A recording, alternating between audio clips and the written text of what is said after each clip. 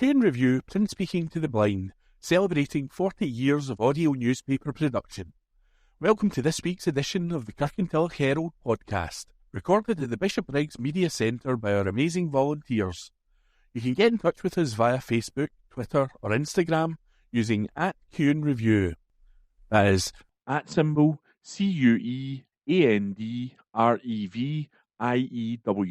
You can also contact us directly by emailing information@QuenReview.com. That is INFORMATION @CuendReview.com, or by calling 0141 772 3976. That's 0141 772 3976. This week's Kirkintilloch and Bishopbriggs Herald podcast, date Wednesday the 3rd of January 2024, is read to you by me, Ian. If you have any feedback or comments, please call me on 0141 648 4996 or email me at studio@QuenReview.com. That's STUDIO @CUEANDREVIEW.com. And I wish all our listeners a very happy new year and all the best for 2024. My recovery defied odds. A woman given just a 0.5% chance of survival after a catastrophic car crash has committed her life to helping others following her remarkable 4-year recovery. Lauren Feeney suffered a horrific catalogue of injuries when the car she was a passenger in collided with a 32-ton truck on New Year's Eve 2019. Those included 26 broken bones, eye injuries, internal bleeding and brain damage. Indeed, the 29-year-old's injuries were so bad that the first responders described her body like jelly when she was pulled from the wreckage. Lauren spent a month in a coma. The 3 other occupants of the car tragically died in the crash. But despite living with a brain injury, sight problems, reduced function in one leg, which means she needs a brace, and other permanent injuries, Lauren now volunteers 2 days a week helping staff at the Queen Elizabeth Hospital, runs regularly, swims 5 days a week, and is in training with the Scottish National Para Swimming Squad. To top it all off, she wants to become a motivational speaker so she can inspire others to overcome their own challenges. Lauren had moved to London to complete her training as cabin crew for British Airways and was a month into her dream job jetting around the world when the accident happened. "I can't remember anything," she said. "When I hear about what happened, it's like listening to a story about someone else or watching a TV show. It was horrible, so maybe it's better that way." Lauren spent 2 months in hospital in London before being transferred back to Glasgow just as COVID struck, and she spent 4 months in the QEUH first, in the orthopaedic department, and then in the physically disabled rehabilitation unit, now called the neurohabilitation unit. She then continued her rehabilitation at home with her mum Pauline and dad Kevin. "I spent 2 years receiving a range of therapies," Lauren said. "Mum and Dad had been told not to get their hopes up, that my life would be severely limited. They were planning for a life of care. But the staff who cared for me were just fantastic. They were such an amazing support for me, I'm not sure where I'd be without them." As Lauren got better, she started contemplating what to do with her life. She knew she couldn't go back to the job she loved, but rather than sitting feeling sorry for herself, she got up and got active. "I started volunteering at the QEUH R&R Hub just over a year ago, and, to be honest, I feel so lucky to be here. Before cabin crew, I worked in hospitality, and I just love being around people and helping them, so being here is perfect. Don't get me wrong, it's not easy. The aftermath of the accident means as soon as I get stressed or overwhelmed, it gets really tough. Plus, I can't walk as well as I used to, and I've got constant problems with my sight, so days can be a bit of a challenge. But I don't want sympathy or to make a big deal of things." Lauren praised her workmate Caroline Maxwell, paired together because managers knew they would be a good fit for the support she provided. She's just brilliant.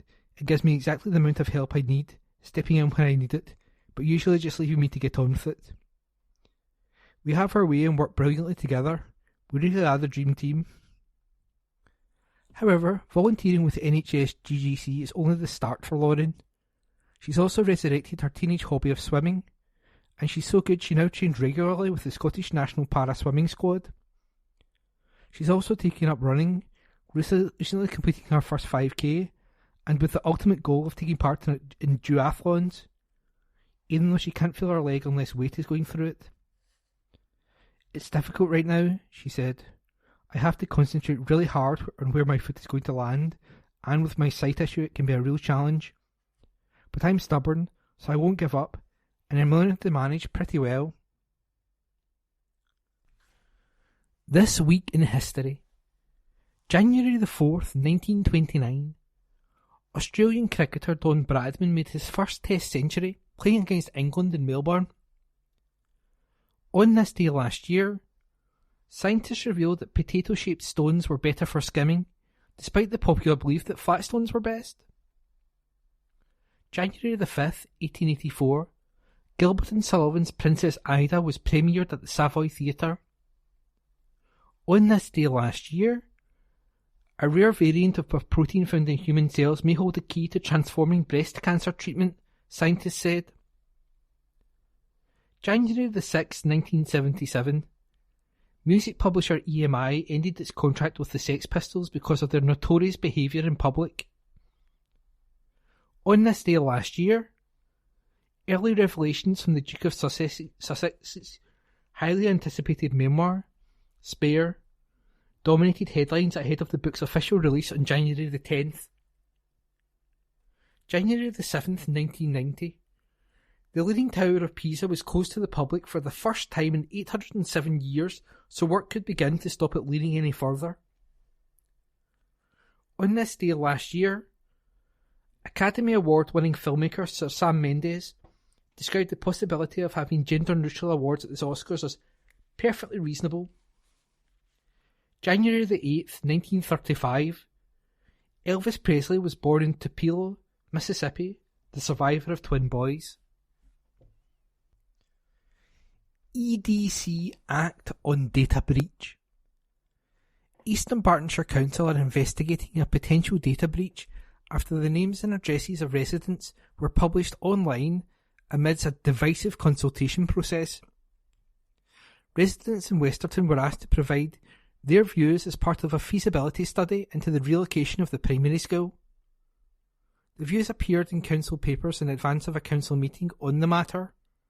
However, full details of residents were included in this, including personal and identifying details. That led to some complaining to the council and asking for the information to be taken down. This happened some days later, with a redacted version of the consultation then made available. Residents Claire O'Donnell called the slip-up a pretty serious breach, which erodes confidence in sharing views with the council. She told us, in addition to people's names and addresses being made public, they also shared their views, which should remain private. I would have been very angry if my views were published with my name like that, particularly as the school build is a divisive topic in Westerton right now. Claire says protest banners reading "Save Our Green" had been ripped from garden fences during the night, with one even set on fire. She added, "My elderly neighbour had the one taken from above her front door, which means whoever did it came right onto her property. And I don't think it is just kids mucking about, as it's been attached really well. Whoever took mine must have come prepared with scissors, which is a bit scary and strange." Deputy Chief Executive of the local authority, Anne Davey, confirmed the breach with the Herald. She said, "We are aware of an issue relating to the Westerton Primary School consultation. As soon as this issue was made known to us, the council papers related to the project were removed from the website while investigations are ongoing." Response was poor. Local mum Claire called the council's response on the matter very disappointing. She added, For the residents of Westerton, this ill-conceived plan to move the primary school from its current site to Westerton Green just goes from bad to worse. Not only do the residents have to contend with legitimate concerns about a new building leading to the loss of accessible open space and exacerbating long-standing surface and foul water drainage issues at the site, we now have to worry about the council breaching our privacy. If the EDC insist on forging on with their unpopular plan to relocate the school, they will be asking local people to take part in statutory consultations. How can we enter into these in good faith when the council haven't been able to keep our views private or safeguard our personal details? It's all very disappointing. Stations aren't accessible enough. Scottish Labour MSP Katie Clark has demanded action as new figures show 67% of train stations in Eastern Bartonshire are not fully accessible for people with disabilities. New analysis by Scottish Labour shows just 2 stations in the area are fully accessible. Responsibility for improving accessibility at Scottish stations is shared by both the UK and the Scottish Government. Scottish Labour has branded these figures as scandal and demanded action from both the Scottish Government and the Tory Government at Westminster. Katie Clark, Scottish Labour MSP for West Scotland, called it shameful, claiming that disabled people are still being locked out of train stations in Eastern Bartonshire. She added, "This is an issue I have raised with both governments previously. The west of Scotland continues to be shamefully overlooked when it comes to infrastructure investment. Public transport in the 21st century should be fully accessible to all. Our 2 governments must work together to design a real plan to end this scandal and ensure rail travel is accessible to everyone. That must include reviewing Access for All funding, which despite its name is failing to ensure all stations are abiding by their legal duties. Eastern Bartonshire deserves a modern, accessible rail network so our communities can thrive." Encouragement for New Year resolution. People who smoke are being urged to set the goal of leaving tobacco behind in 2024. Charity Ash Scotland is campaigning to improve the physical and mental health of people who smoke by encouraging them to use free expert stop smoking support provided by the NHS. Quitting is just one of the biggest proactive steps people in Milngavie and Bearsden who smoke can take to quickly improve health and mental well-being, reduce the risk of longer-term illness, and also save money. If a person who smokes decides to make a New Year's resolution and starts to quit, not only will they find their health will improve by the end of January, in 1 month an average smoker could save in the region of £250. Sheila Duffy, Ash Scotland Chief Executive, said, "Tobacco is highly addictive, and although it can take a number of attempts to quit, some people find giving up cigarettes or tobacco easier than they had thought. Don't be discouraged if you've tried before. You'll have learned something valuable about what did and didn't work for you. It's the best thing you can do for your health, finances, and for those around you. You don't have to quit on your own in the new year. We're encouraging people in Milngavie and Bearsden to seek person-centred support from local stop smoking services or the National Stop Smoking Service Quit Your Way Scotland. Getting support will give you the confidence to move forward with your quit journey and the tools you need to make the best possible start to 2024. Contact Quit Your Way Scotland at quityourway.scot or by calling the free helpline on 0800 848 484. That's 0800 84 8484. Pavement parking. The Council has announced its approach to enforcing new parking legislation in the year ahead. The new regulations constitute a national ban on pavement parking, double parking and parking at dropped curbs, and powers are being granted to councils to enforce the legislation. Council leader Gordon Lowe said, "A national campaign has been launched to raise awareness of this, and we will follow this with a more focused local campaign in the new year. We will be adopting a light touch approach in the first few months to ensure the legislation is not a surprise to those who live, work and importantly park in this area. Further work will now take place across several service areas to ensure both technical and physical preparations are made in advance of an agreed hard launch of the new powers in the summer of 2024. Consultant recognised at number 10. A professor and consultant plastic surgeon from NHS Greater Glasgow and Clyde has been recognised by a national charity at an awards ceremony held at number 10 Downing Street. Professor Stephen Lowe was nominated at the Sarcoma UK Charity Awards at the historic number 10 Downing Street last week within the Healthcare Professionals Innovation and Excellence category. Sarcoma UK is a leading charity dedicated to supporting individuals affected by sarcoma, a rare form of cancer that grows in connective tissues like bones, nerves and muscles, and the annual awards look to recognise those who have made significant contributions and advancements in the field. This year at Challenge.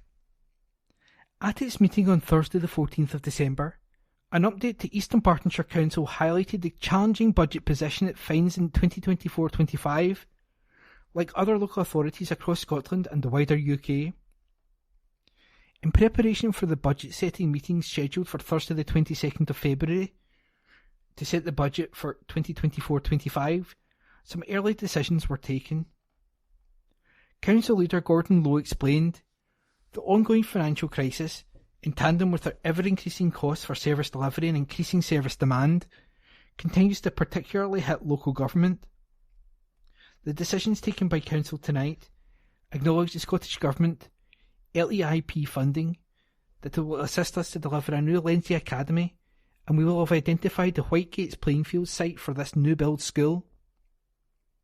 Design, development and consent work will continue for other live projects, but given the ongoing financial challenges, no contractual obligations will be committed to until the affordability is considered as part of the wider financial sustainability of the capital and revenue budgets to be agreed in February 2024. Business cases were also agreed for a number of projects to address the anticipated funding gap for next year, including a decision to bring in a charge for garden waste collections. Councillor Lowe added, the nature of our anticipated budget gap is such that we need to identify every possible source of additional income. The majority of councils that offer a garden waste service in Scotland currently charge, and we propose to keep the charge affordable and in line with the range seen across Scotland. It will generate up to £1 million in full year income once implemented, and this is a proposal that was widely referenced in our budget consultation responses. Further information on the garden waste charges will be provided before the scheme is launched. The budget update report also included a positive best value thematic work report, acknowledging the good work taking place in the council in relation to leadership and local strategic priorities. Updates were also heard on the successful implementation of the council's cost of living support programmes, a council priority to address the financial hardship being experienced locally. MP quizzed by pupils. Amy Callaghan is used to grilling ministers in the House of Commons, but the local MP was on the receiving end during her recent visit to St Ninians High School. The SNP MP spent a double period with modern studies pupils at St Ninians, who grilled her on everything from her current political priorities to daily life as an MP. Ms Callaghan, who was only 27 when she was elected to Westminster, said she was always excited to visit schools and it was important to keep young people engaged in politics. A UK Parliament report from 2022 found that 60% of 18 to 25-year-olds think politicians do not care. This finding is supported by the low turnout of younger voters, with only 54% aged 18 to 24 voting in the 2019 election, the lowest of any age group. Considering this trend should be a priority for all politicians, according to Ms Callaghan. Scottish schools are encouraged to keep young people engaged in politics by promoting participation in political, economic, social and cultural life as part of the curriculum for excellence. Commenting, Amy Callaghan MP said, "A huge thanks to St Ninians for inviting me along and to all the young people who grilled me for a whole double period. It's so important to keep young people engaged in politics. One way is showing that politicians do care, that standing for election is not reserved to a select few, and that the voices of young people matter. Just look at the priority given to tackling climate change in Scotland. Young people have played a key role in pushing that issue to the top of the agenda, though party politics, but also protests and marches. In the same vein, I can understand why so many young people feel distant from Westminster, particularly given regressive moves like the recent ripping up of climate change targets. It was great to get so many probing questions, even if it was probably a harder session than your average media interview. I'm looking forward to visiting again. MSP picks competition winner. Westerton Primary's Layla Ross claimed top prize in Pam Gosal MSP's 2023 Christmas card competition. Pam visited the school early in December to present the Primary 7 pupil with a prize and a signed letter of congratulations. Layla's parents and grandparents were in attendance for the presentation and were delighted with her success. Pam said, "It was a pleasure to meet Layla and congratulate her on winning. I received hundreds of entries for my competition this year and was impressed with the number of fantastic entries from across my region. But Layla's creativity really stood out for me, and I am delighted to feature her design in the front of my Christmas card. It was also great to see such political enthusiasm from the pupils at schools, who were only too keen to ask me about the world of Scottish politics and my role as a West of Scotland MSP. I would like to say a huge well done to the teachers, who have done a fantastic job instilling these young minds with out-of-the-box thinking and a passion for learning." Water safety campaign first for local authority. Eastern Bartonshire Council has become one of the first local authorities to support a water safety campaign founded by the parents of a man who died in a drowning accident. Council leader Gordon Lowe met with Duncan Spears of the Christopher's Saving Lives campaign and took receipt of a set of specially designed ropes to be used to enhance safety around Eastern Bartonshire waterways. The specially manufactured ropes, which are designed to be more effective when attached to lifebuoys and less likely to knot and kink, can be retrieved and thrown more than once to increase the chances of them reaching someone in trouble in the water. They can also serve as a way of pulling them to safety. Councillor Lowe said, "It was a privilege to meet with Duncan and hear about the campaigning work he and his wife Margaret have been leading. We are very grateful to receive these ropes and will share Christopher's story to help raise awareness of water safety. It is an issue we take very seriously. We are part of the Eastern Bartonshire Partnership Approach to Water Safety, EDPAWS, which was formed in 2022 to improve water safety across the area. Duncan's son Christopher drowned in 2016 following a night out in Glasgow. When the 33-year-old fell into the River Clyde, he was able to raise the alarm, but a lifebuoy thrown into the water did not reach him, and, as it didn't have ropes attached, it could not be retrieved and thrown again. Since the tragedy, Christopher's parents have been campaigning for water rescue equipment near waterways, particularly in town and city centres where people are coming out of pubs and clubs and may be at higher risk of falling into water. The campaign helps promote water safety, and the specialised ropes are instantly recognisable due to their bright yellow colour entwined with purple thread in memory of Christopher. Duncan Spears said, "EDC is one of the first councils to meet with us and we are very grateful for the support. As water ambassadors, our aim is to promote water safety awareness and have rescue equipment extended to all waterways throughout Scotland." No place like home. Hit the trail on your doorstep. I might sound a bit like Dorothy here, but no matter where I've travelled, there really is no place like home. We're spoiled in Scotland with wide open skies, beautiful beaches, historic castles and locations that are the envy of the world. So it comes as little surprise that our country is often hailed as a must-visit in tourism guides across the globe. One of our newest attractions, Scotland's UNESCO Trail, was launched in 2021 and it has just been named as in Rough Guide's 24 best destinations to visit in 2024. The dedicated digital trail connects 13 destinations across the country, including World Heritage Sites, biospheres, global geoparks and creative cities. It was designed especially to support the ambition of making Scotland a world-leading responsible tourism destination by encouraging visitors to stay longer and visit all year round. Scotland's UNESCO Trail is included in the Rough Guide's list under Best Destinations for Meaningful Travel. The news has delighted Malcolm Roughhead, Chief Executive of Visit Scotland. He said, "Responsible tourism is at the heart of Scotland's UNESCO Trail, so it's fantastic to see Rough Guides recognising the trail as one of the best for meaningful travel. The trail takes visitors on an inspirational journey through Scotland's rich history and heritage, stunning landscapes and the art, music and literature which create our unique culture.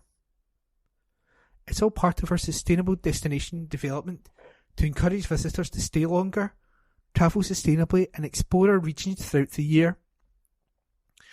This recognition is further proof of the popularity that Scotland holds for visitors worldwide." Anne Anderson, UK National Commission for UNESCO Chairwoman, was also delighted to see it had received a commendation from Rough Guides. She said, "As noted by the authors, the variety of UNESCO sites around Scotland is incredible, and they've achieved designation status because they are so special in so many ways to so many people. Working with Visit Scotland and the designations themselves to create the trail and that celebrates this and brings them to new audiences was an honour, and we look forward to continuing to develop these relationships over the coming years." Prior to the pandemic, spending by tourists in Scotland generated around £11 million of economic activity in the Scottish supply chain. Visit Scotland has been hard at work trying to build back the country's tourism since the pandemic, and inclusion in the Rough Guide will do no harm with that endeavour. But you don't need to be a tourist to enjoy Scotland's UNESCO Trail. Right on our doorstep there are plenty of treasures to explore. So why not hit the trail in 2024 and enjoy what's on offer right here in our beautiful wee corner of the world? 13 sites to map out. Scotland's UNESCO Trail connects 13 destinations all over the country. They include the Galloway in Southern Ayrshire and Wester Ross biospheres. Dundee is listed as a UNESCO City of Design, Edinburgh is the City of Literature, and Glasgow is the City of Music, along with Shetland and North West Highlands, UNESCO Global Geoparks. The remainder of the trail is UNESCO World Heritage Sites, namely the Forth Bridge, Frontiers of the Roman Empire, Antonine Wall, New Lanark, Heart of Neolithic Orkney, the old and new towns of Edinburgh and St Kilda. To study the trail in full, visit www.visitscotland.com/things-to-do/UNESCO-trail. Age Scotland's Energy and Food Voucher Scheme. A new emergency energy and food voucher initiative to support the country's most vulnerable older people this winter has been launched by Age Scotland. The charity has heard firsthand the impact the cost of living crisis is having on older people, especially those living in fuel poverty who are worried about turning on their heating. Age Scotland has also identified those who are skipping meals and eating cold food for fear of falling into debt due to rising costs of living. Through the charity's free national helpline, available Monday to Friday from 9 AM to 5 PM on 0800 12 44 222, that's 0800 12 44 222. Expert advisors will identify those most in need in order to provide crisis support. Supported by SGN through an ongoing partnership with the charity, the new initiative will enable Age Scotland energy specialists to offer older people struggling a £30 credit towards their fuel or food costs. They will also provide access to the charity's support services, including energy advice and income maximisation to help older people use energy safely, affordably and efficiently. The initiative is open to those aged 50 and over who are registered to a Scottish postal address, and eligibility will be determined on a case-by-case basis. Catherine Crawford, Age Scotland's Chief Executive, said, The rising cost of living is one of the biggest concerns for older people who call our helpline, especially during the colder months. Our big survey revealed that 79% of over 50s were cutting back on energy and heating, while 43% reported reducing spending on food. Staying warm and eating well is central to older people's health and well-being, but with so many struggling to make ends meet, it's vital they have somewhere to turn for support. We are incredibly grateful to SGN for its ongoing commitment to ensuring older people across Scotland are able to stay safe and warm. This welcome initiative will make a positive difference to those who are reluctant or unable to heat their homes to a comfortable level for fear of running up unmanageable energy bills or falling into debt, or who are at risk of malnutrition due to skipping meals or eating less healthily. 84,655 boxes gifted. Blythewood's 2023 shoebox appeal has said 84,655 gift-filled boxes to 8 countries in Eastern Europe. The last lorry left the Highland-based charity's Kent sorting station on Friday, December the 15th, with 6,181 boxes for Ukraine. It was the third lorry load of boxes for the country in crisis. Many of the recipients will be people displaced from their homes by the war. Boxes have also been sent to Albania, Bulgaria, Hungary, Kosovo, Moldova, Romania and Serbia. Blythewood's chief executive James Campbell added, "At a time when so many of our supporters are struggling to make ends meet at home, I want to thank everyone for their generosity." Blythewood's shoebox appeal began in 1993 when 300 boxes were sent to Romania. This year's appeal brings the total number of boxes to over 2.6 million. 18,000 ambulance trips avoided thanks to HOP. Around 18,000 ambulance journeys have been avoided in the past 4 months thanks to the Scottish Ambulance Service's new Integrated Clinical Hub, ICH. Launched 1 year ago, the ICH is co-located within the SAS Ambulance Control Centres in the west, north and east of Scotland, and is made up of multidisciplinary teams of clinical advisors, advanced practitioners and GPs. It provides assessments for all patients who are initially triaged as non-immediately life-threatening and may benefit from a further virtual consultation and referral to other services in the community rather than unnecessary trips to A&E. Latest data shows that 64,000 patients have since been assessed by the ICH since August 2023. Michael Dixon, Scottish Ambulance Service Chief Executive, said, "For those patients that require an ambulance, such as immediately life-threatening conditions, we will always dispatch the most appropriate resource. However, our data shows that nearly 50% of our patients don't require transfer to A&E and can be better treated in other ways, such as in the home, in the community or through our specialist services."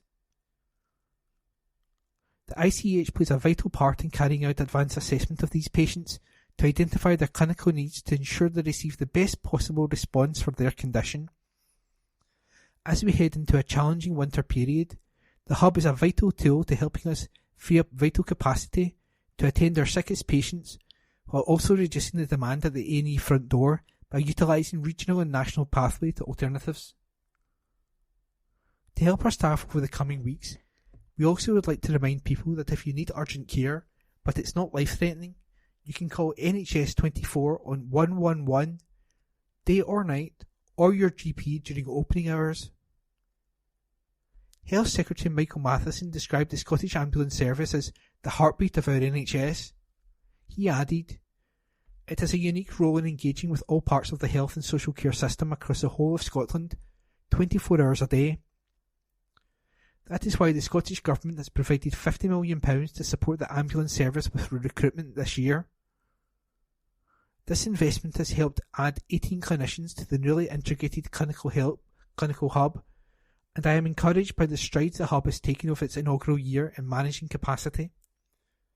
We are no doubt facing a challenging winter ahead, but I am reassured by the service's proactive preparations.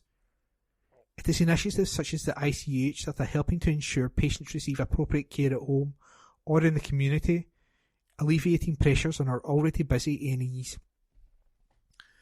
I know many Scottish Ambulance Service staff will be missing out on precious time with friends and family to make sure patients receive the care and treatment they need over winter. I'd like to thank them for their tremendous work and dedication.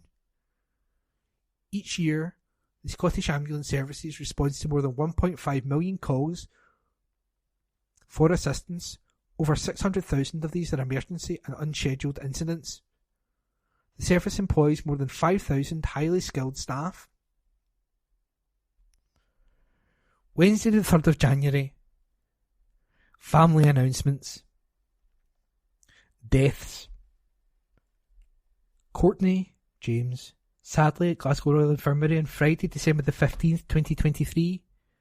James, former Professor of Bioengineering at Strathclyde University, beloved husband of Ellen, much-loved dad of Margaret, James and David, father-in-law of Mark and Teresa, and a loving granddad to Robert and Sarah. Funeral service to take place on Saturday, January the 6th, 2024 at St Cyprian Scottish Episcopal Church, Lenzie, at 9:30am. Thereafter to Daldowie Crematorium, Broomhouse, arriving at 11am. No flowers, please. Forsyth, Irene. Irene, a dearly loved mum, sister, wife and cherished friend to many, passed away peacefully at home on Monday, December the 18th, 2023, aged 81 years. Irene is already sadly missed by all who knew her. Irene's funeral service will be held on Monday, January the 8th, 2024 at 1pm in Stirlingshire Crematorium. Family flowers only, please. Donations, if desired, on the day to Alzheimer's Scotland. Shanks, James McClymont. At Glasgow Royal Infirmary on December the 15th, 2023, after a short illness, aged 81. James, beloved husband of Gail, father of Leslie, Australia, James and Brian, New Zealand, brother of Brenda and Archie, a grandfather and great-grandfather. A private cremation will be held in accordance with James' wishes. In memoriam. McLaughlin, Jerry.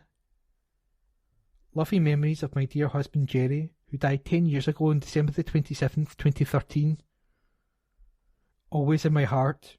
Sadly missed, never forgotten. Love from Josephine and family. X. Christmas greetings. Flora Reid would like to wish all her friends a happy new year, and I hope to see you all in the future. EV charging at stations starting on January the 8th. ScotRail is introducing charges for customers with electric vehicles from Monday, January the 8th. An electric vehicle charging tariff will be applied to all charging points across the ScotRail parking network, which says it will bring it into line with other service providers in Scotland. The provision of free charging at ScotRail stations helped promote the use of electric cars while reducing carbon emissions. However, providing it free of charge costed train operators around £700,000 per year. The charge of 43 pence per kilowatt hour is similar to most local authorities and is in the bottom third of tariffs in the Charge Place Scotland network.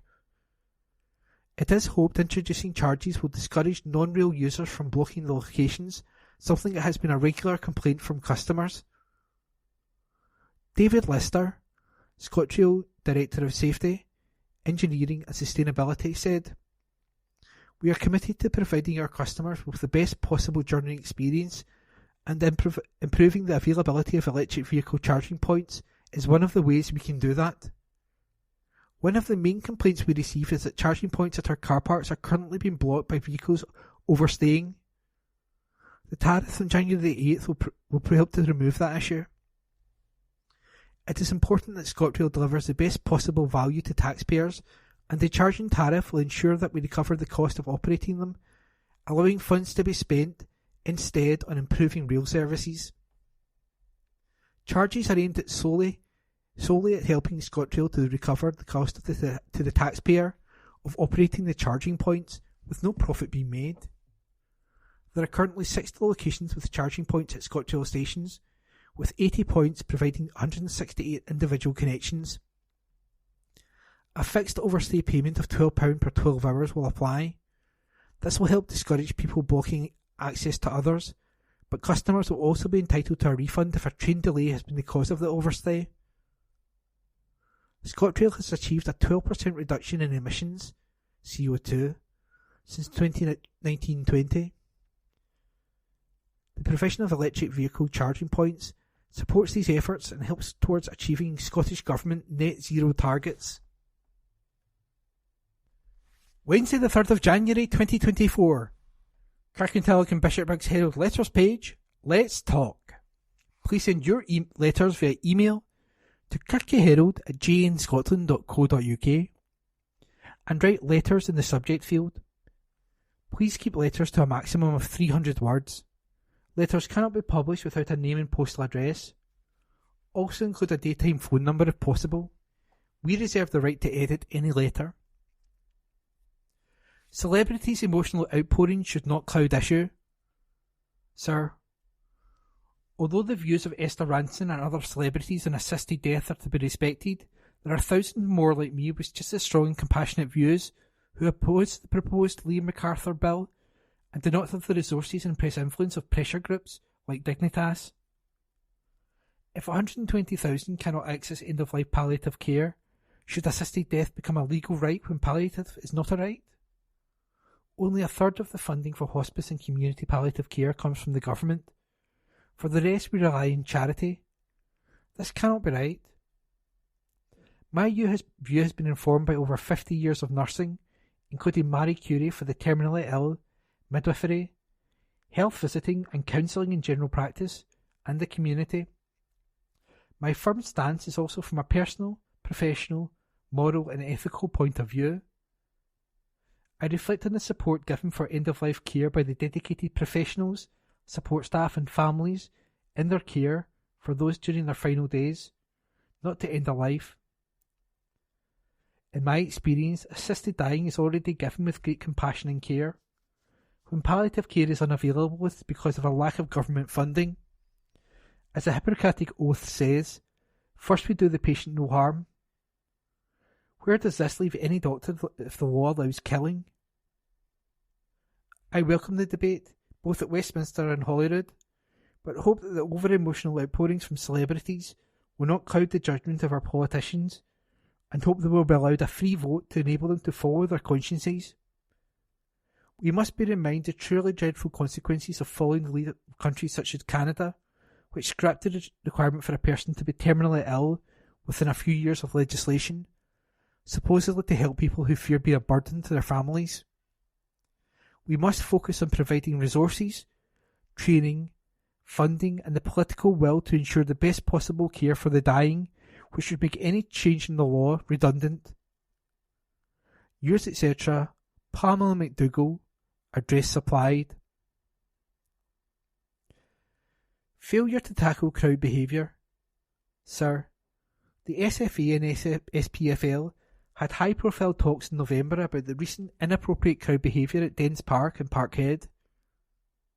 They were under intense media pressure, but waited for the furore to die down then, true to form, did nothing. The talks were the end in themselves. No Scottish club has ever been sanctioned of the illegal use of dangerous pyrotechnics. The events have confirmed the utter naivety of repealing the Offensive Behaviour at Football Act 2012. Yet the answer stares us in the face. Emulate every other nation in UEFA. Bring in strict liability, i.e. deduct points, fine, shut a stand or have matches played behind closed doors. It has transformed, for example, Dutch football. The football authorities have been collating research on unacceptable conduct at football matches since 2017, but only hand it to the Scottish Government and Police Scotland on the grounds it is not made public. They continue to run scared of the Glasgow Giants.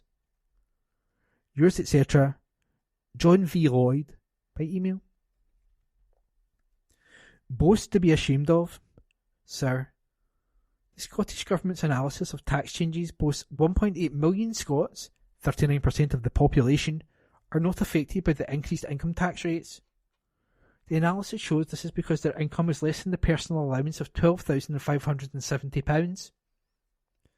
Rather than defending the tax changes, the SNP government should hang its head in shame that it has allowed the economy to deteriorate so badly that 1.8 million have an income of less than £12,570. The SNP need to focus on growing the economy and creating well-paid jobs. Instead, they focus on penalising those who earn more, driving away entrepreneurs, and the high-value taxpayers Scots depend on to aid those who need help. Those paying the top two tax rates pay 65% of all income tax, and frightening away even a few will reduce the tax take. Even after 14 years in power, the SNP has failed to grow the economy as fast as the rest of the UK. Had they done so, there will be hundreds of millions of pounds more to spend on the NHS, education, policing, etc. Even within the SNP, people are saying enough is enough and a change of direction is needed. An election cannot come soon enough. Yours, etc. Brian Barber. Address supplied. Reader's Charter. This newspaper is built on a tradition of accuracy and fairness, giving you the information you need to understand our world, holding power to account and exposing injustice. Our trusted brand means we're the only place where you can read and participate in honest debates. We are committed to giving a voice to those who struggle to be heard, as well as those whose profession is crafting an argument. Our Reader's Charter spells out our commitment to you. You can read the Charter online at Kirkintilloch at gnscotland.co.uk. That's KIRKYHERALD @GNSCOTLAND.co.uk. A platform for our young musicians. Scottish Young Musicians is returning in 2024 to give our talented young people the chance to compete.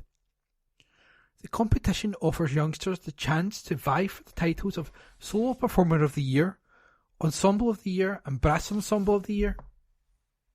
Every local authority and independent school in the country has been invited to take part in the hope that more young people will take up the opportunity. In just 2 years, Scottish Young Musicians has become the largest and most important national music competition in Scottish schools, with 30 local authorities participating in the 2023 competition in May, representing around 99% of the school population. The competitions give young people a life-changing and unforgettable experience, as well as the confidence to continue to compete at the highest level. Alan Kerr, Scottish Young Musicians Chairman, said, "Last year we oversaw competitions in 269 secondary schools, 31 regional finals and a national final. We are excited to build on the success of the last two competitions and keep momentum going for 2024, with the hope that even more musicians than ever before will take part in schools and, at a regional level, enabling us to have the broadest possible representation of musical skill on stage at the national final in May. SYM is not just about producing great music, it's about offering the benefits that performing music in public can bring to students." New for 2024, Scottish Young Musicians is proud to offer support for a junior competition taking place in primary schools, with the local authorities taking part focusing on finding the best junior talent in their area. Parents and pupils can find out more through their school music teacher. Solo Performer of the Year is open to all young musicians who go to school in Scotland, whatever age or standard.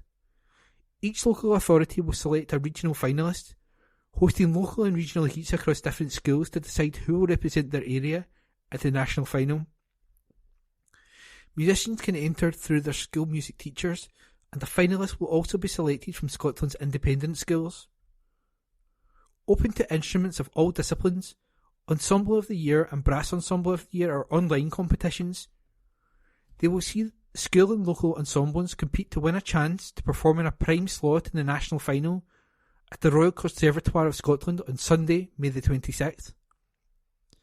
Ensemble of the Year is open to groups of 3 to 16 players of any genre who play together regularly in a formal group, while Brass Ensemble of the Year is open to groups of 3 to 12 players who play together regularly. For both competitions, all members must be school students in Scotland, but there is no minimum age or standard. One ensemble in each category will be selected to represent each local authority, recognised music organisation and independent school. They are encouraged to have their own competitions to select their final entry. The chosen videos will then be submitted for judging. The deadline for entries is March the 31st at www.scottishyoungmusicians.com. 400,000 to receive winter payment. Money to help with heating costs is on its way to around 400,000 people on low incomes through the Scottish Government benefit winter heating payment. Paid in batches to eligible clients, the first payments were made last week, with the majority of people receiving it by the end of January.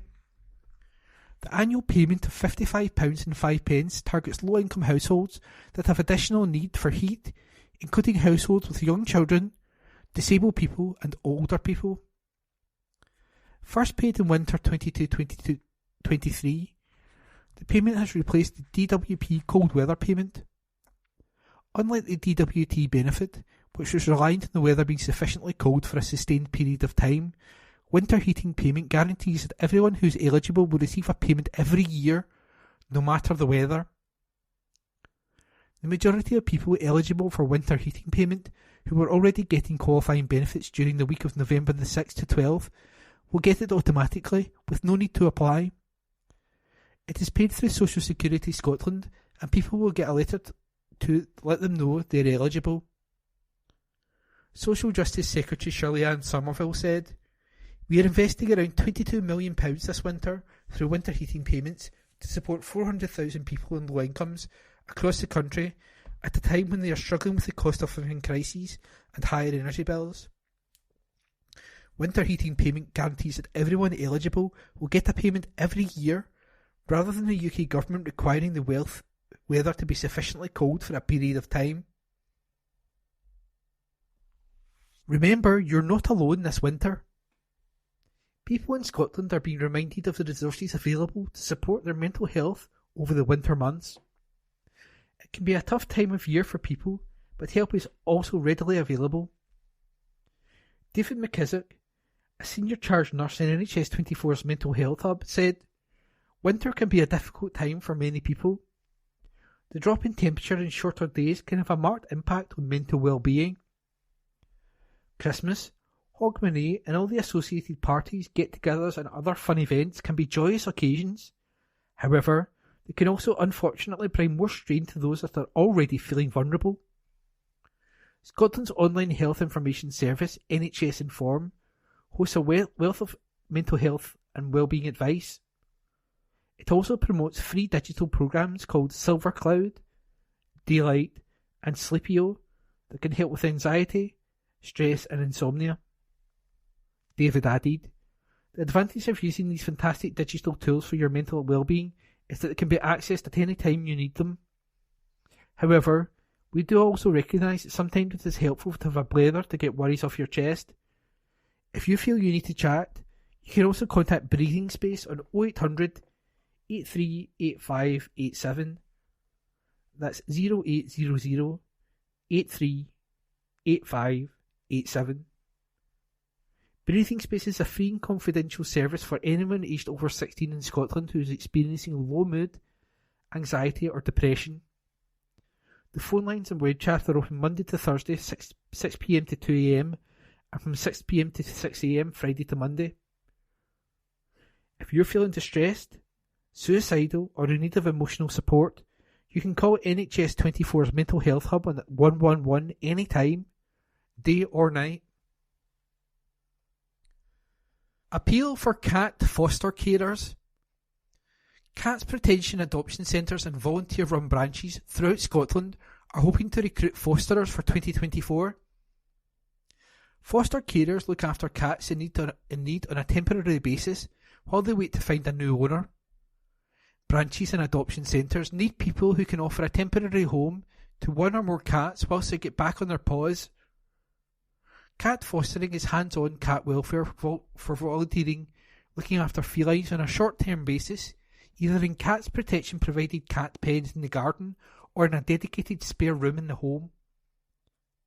Fostering cats while they wait for their forever home can be hugely rewarding, and all you need is time, space and a love of cats. You don't need extensive cat knowledge or a big house to make a difference. David Patterson McKierney, Operation Managers for Scotland, said, "Cat fosterers play a vital role in our charity by caring for cats in their own home until a new owner can be found.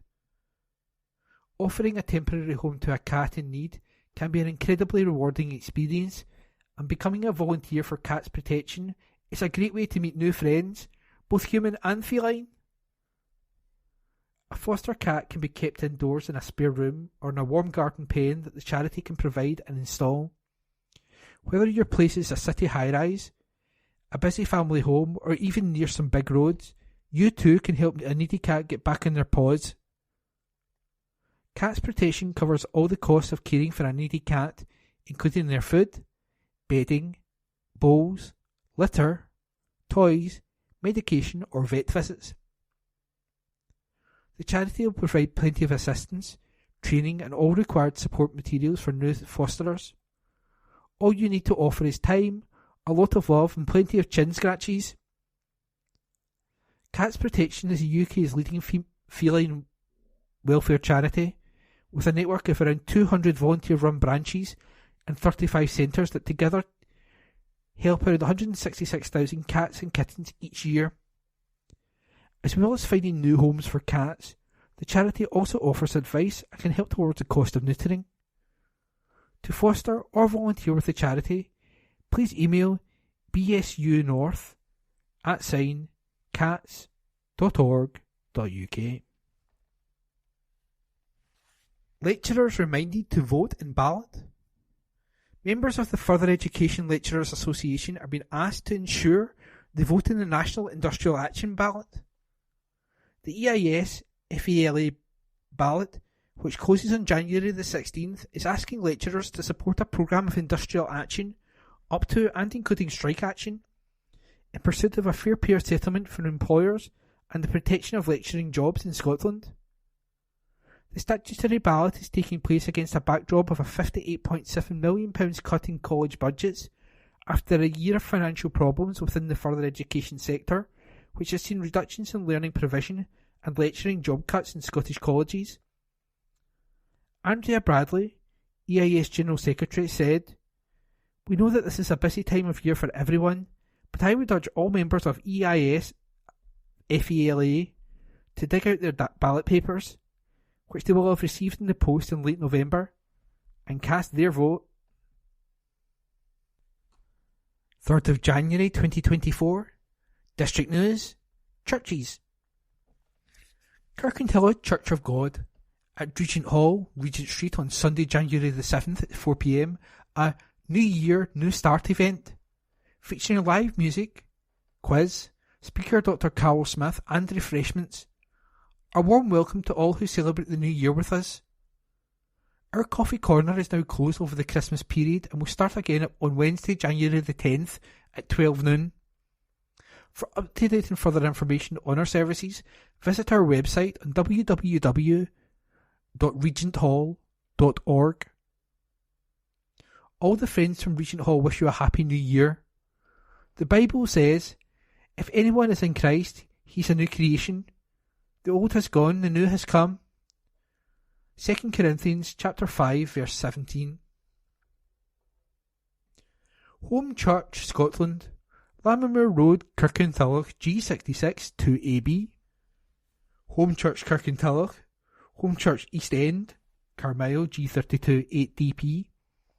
And online, a church for all ages. "For I know the plans I have for you, declares the Lord, plans to prosper you and not to harm you, plans to give you hope and a future."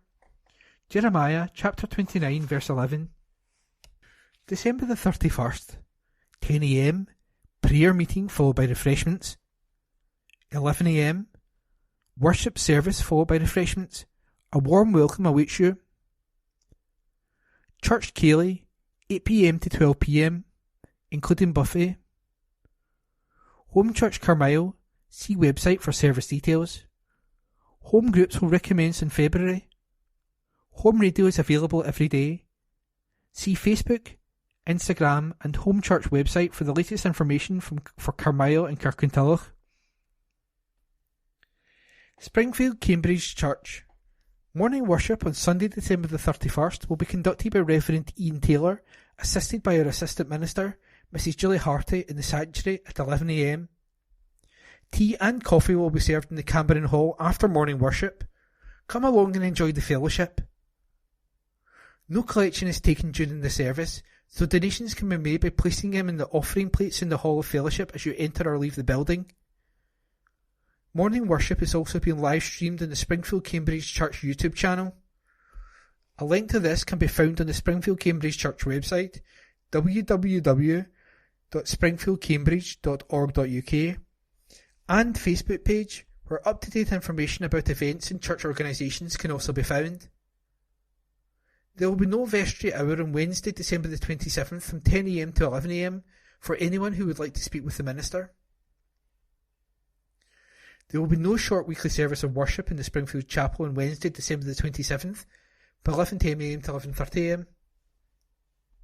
Following this, the vestry hour and midweek service will resume on January the 10th. St Mary's Parish Church. The service on Sunday, December the 31st will begin at 11 a.m. and be taken by the Reverend Dr. Ruth Morrison. The service on Sunday, January the 7th will be a joint service held at St David's Memorial Park Church. Wednesday welcome will return on Wednesday, January the 10th between 10 a.m. and 12 p.m. The craft meetings will also return on Monday, January the 8th. Colston Well Park Church. As we celebrate the passing of the old year, let's hope and pray for a better new year.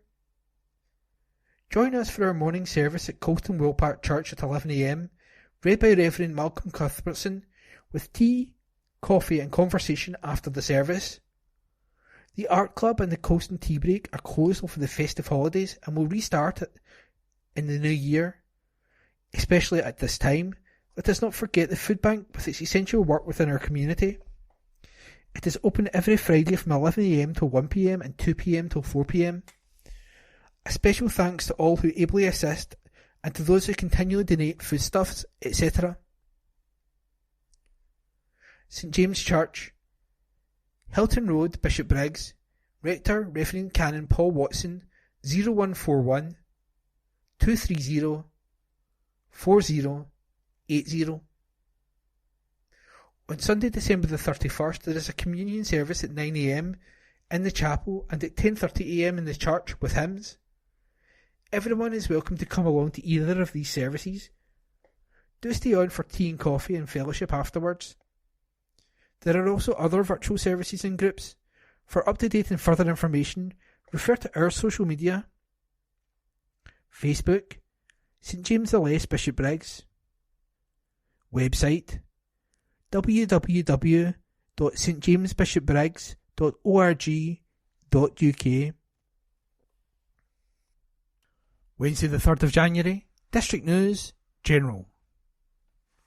Fun-loving Cassie needs a home. Cassie yearns for a calm and quiet environment with strong, confident and experienced owners, and she would thrive as the sole pet in the household. Cassie can feel uneasy around other dogs during outdoor encounters, and is accustomed to wearing a lead and muzzle during her walks. To ensure her comfort, Cassie prefers walks in serene locales, away from the presence of other dogs and people. A self-proclaimed foodie, Cassie's social connections can be facilitated through the enticing allure of the sausages and chicken, which paves the way for a new companionship.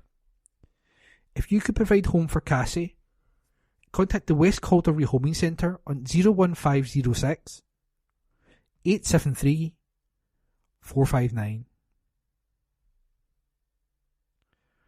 Fordyce Maxwell, new book.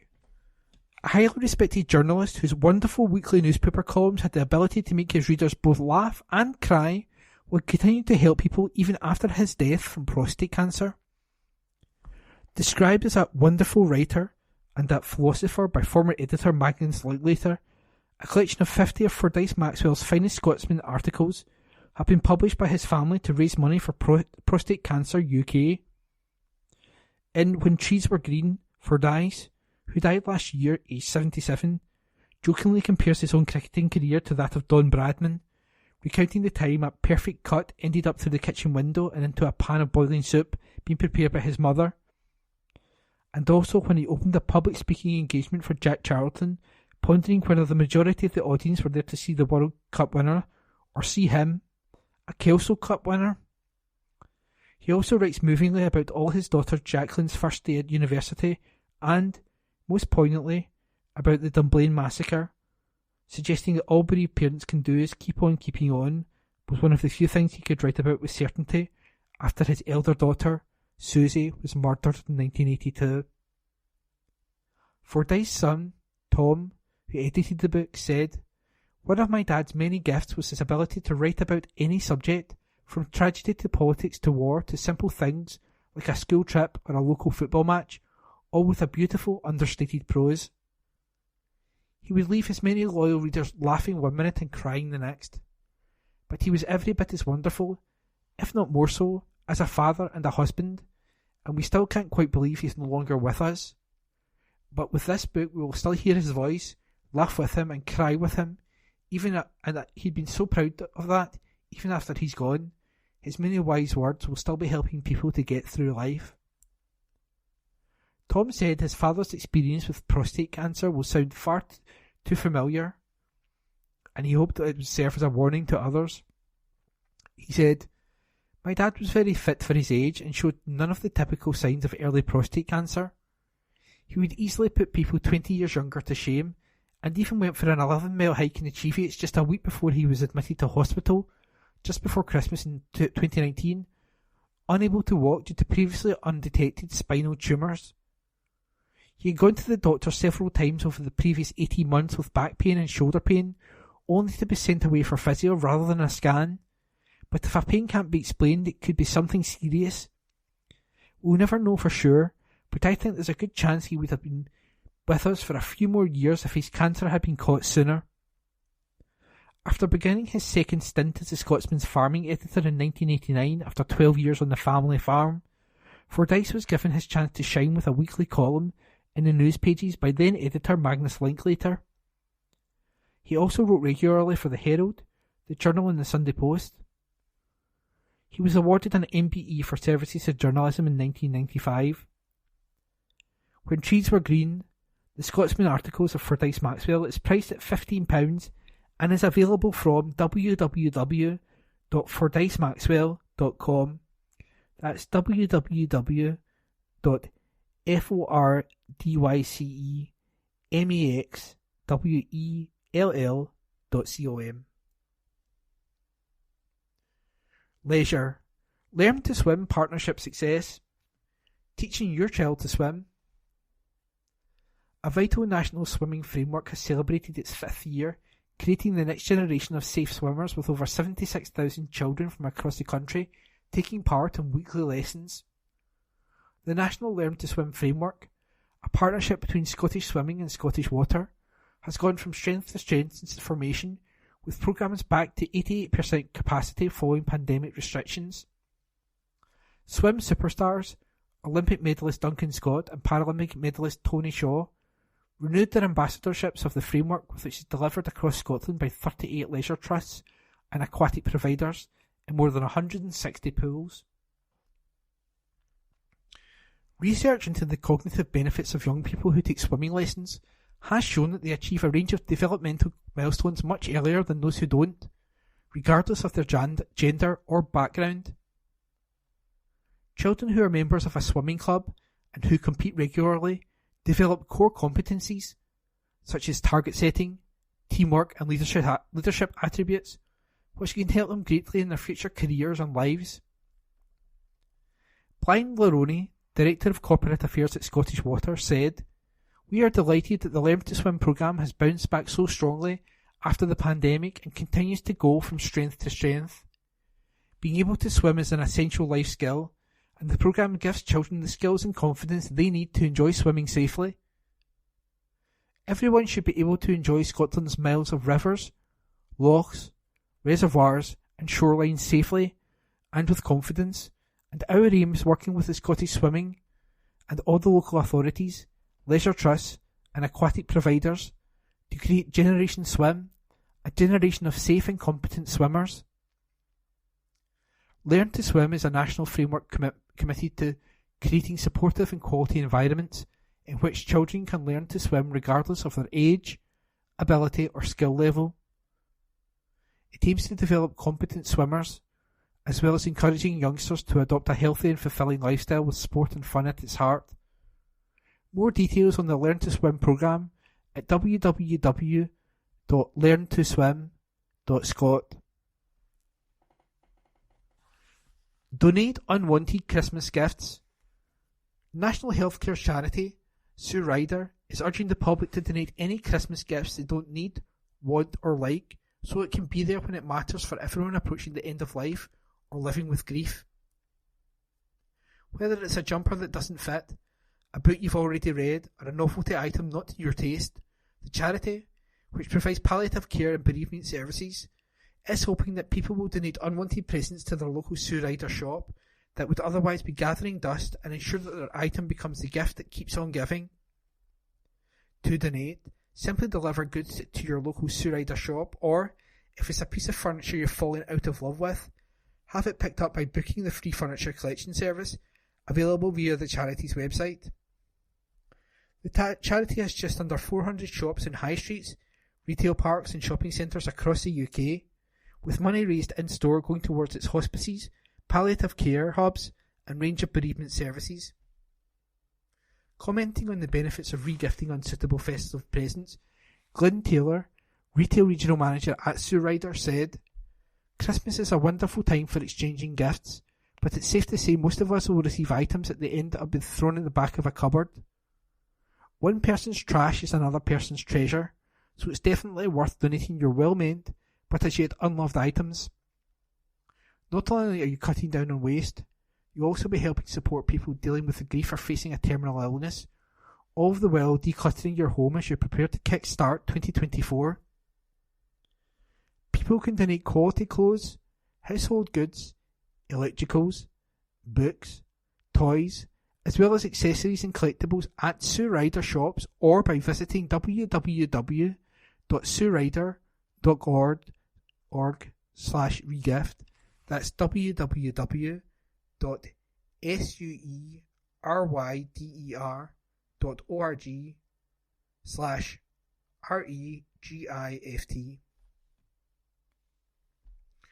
World's loneliest sheep. A sheep which shot to stardom last month when she was rescued after 2 years living at the bottom of some remote cliffs is now helping to encourage steps to prevent loneliness in the agricultural community. The Scotch Mail Cross Charolais ewe was named Fiona by the team of friends Graham Parker, Ali Cousins, Ali Williamson, James Parker and Gammy Wilson of the Sheep Game, who rescued her after she became known as the world's loneliest sheep when Jill Turner spotted her while kayaking near the base of the cliffs. The story of Fiona's rescue attracted interest from the media around the world, with numerous TV stations and newspapers running the story, from CNN and the New York Times to the Sydney Herald. She is now enjoying life and lots of company at Dalscone Farm, Dumfries, where she is now helping to raise the profile of RSABI's #KeepTalking campaign and the Scottish Association of Young Farmers Club's "Are You OK?" mental health message. Fiona settled in here straight away and she's doing really well, said Ben Best, who runs Dalscone. We're delighted that not only has she helped to raise £11,000 for RSABI and the Scottish SPCA, thanks to donations from people keen to help, she's now also helping to spread the word about such an important message at this time of year. Carol McLaren, Chief Executive of RSABI, said, "We know there can be a bit of loneliness in the farming community, particularly at this time of year, and a #KeepTalking campaign highlights how important it is for people to keep in touch and keep an eye out for anyone who could be feeling low or lonely. We know that just a little kindness can make a massive difference for someone who's struggling. RSABI offers free practical financial and emotional support, including counselling services, delivered quickly after receiving the initial inquiry. Its free confidential support service is available 24 hours a day, every day of the year, by calling 0808 1234 555.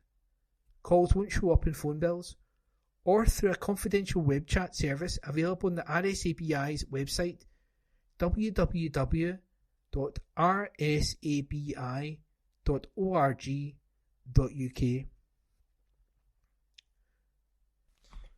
Rare moss rediscovered. A critically endangered moss has been restored at Thirtmere Reservoir thanks to a collaboration between Nature Scot and Royal Botanic Garden, Edinburgh. Scientists have been rewarded after a 13-year wait to see one of Scotland's rarest mosses, which prefers to live in areas where other species simply cannot. Roundleaf Bryum has been found by Nature Scot's Cat O'Brien and identified by RBGE's David Chamberlain at Thirtmere Reservoir near Balerno, Edinburgh. The roundleaf Bryum lives in the mud, by reservoirs and lochans where the water levels are temporarily low, a habitat that only appears occasionally. Join the farmland bird count. Farmers, crofters, rangers, gamekeepers and foresters who care about wildlife conservation are encouraged to join the big farmland bird count organised by the Game and Wildlife Conservation Trust in February 2nd to 18th. As well as providing snapshots of the bird population on farms and crofts, the annual count aims to raise awareness of the important role that farmers and other land managers play in the conservation of farmland birds. Since 2014, nearly 13,000 counts have been carried out. Next year's will be the 11th count that this GWCT would like to be the best one yet. Find out how to get involved at www.bfbc.org.uk, where downloadable bird guides are available. Sport. Football. Rossvale hoping to upset champs. Rossvale women will aim to write themselves into folklore on Sunday when they face Glasgow City in the third round of the Scottish Cup. It is the second year in a row that Rossvale have faced the reigning SWPL 1 champions, having lost heavily to Rangers at the same stage of the competition last year. However, the club's head of academy Michael Docherty said lessons were learned from that match, as well as the disappointment of missing out on promotion to SWPL 2, as they get set to meet City at Petershill Park. This season, Rossvale are currently flying high at the top of the championship, and the next generation are also doing well, with the under-18s recently claiming a league and plate double. Docherty said, "I think last season just came a little too early for us, but we learned lessons, regrouped, and now the whole vibe around the club is absolutely buzzing. The senior team are well clear at the top of the championship, we have formed a development team, and our girls are being successful right through the age categories. Not bad in just a few years. We have established a pathway right through from the tiny tots to the first team, and some of our players are attracting the attention of bigger clubs, but have turned them down, such is the positivity of the whole club right now. We want the girls to know they don't have to move on to play in these big games, and that is demonstrated by meeting first Rangers and now Glasgow City in the Cup, and who knows, maybe eventually they'll be coming here in league business. We are under no illusions about the size of the task that faces us on Sunday. We'll be playing against a side full of internationals who have competed in the Champions League. But you have to dream the dream. Our players will be ready for it, and if they can win, then they'll write themselves into folklore, as it will probably be the biggest upset in the history of Scottish football."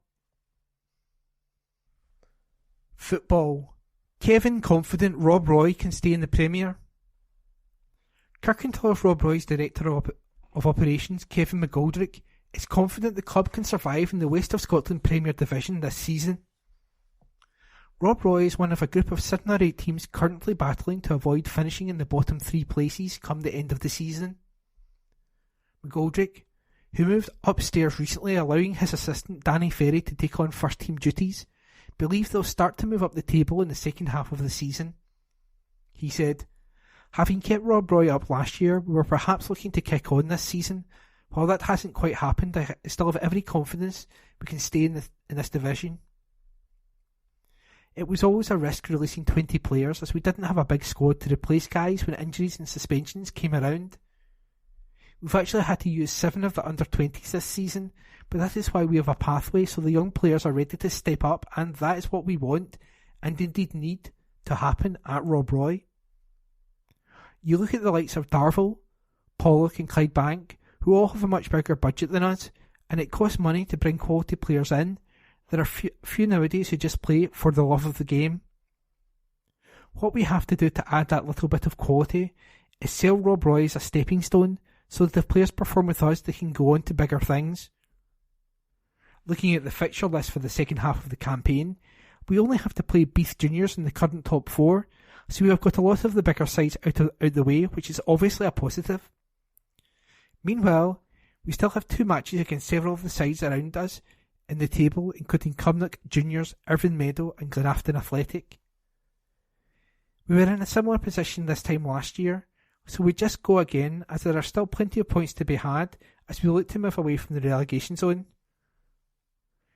WOS League fixtures: Friday, First Division, Petershill vs Renfrew.